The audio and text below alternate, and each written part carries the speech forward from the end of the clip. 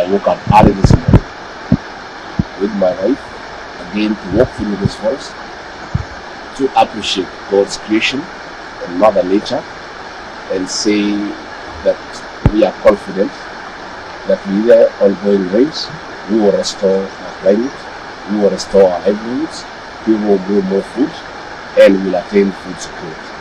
I want to urge all the people around this area to continue preserving this forest, because this forest is our lifeline.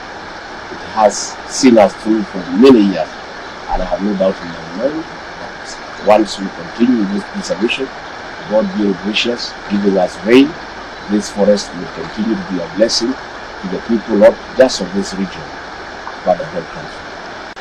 We thank God this morning, walking through deep into the North Kenya forest, where we were born and brought up. Came on the connection journey to this forest, the biggest water catchment area that serves this region. And we are grateful to God for the rains. We are so happy that our river is back. You can hear the sound of the savannah.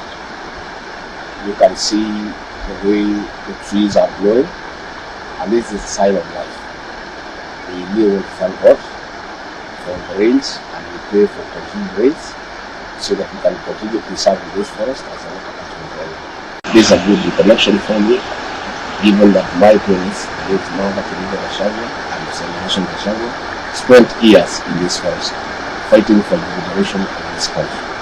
This forest is a reminder that with resilience, with commitment, with resolve, human beings can achieve their freedom and whatever they desire.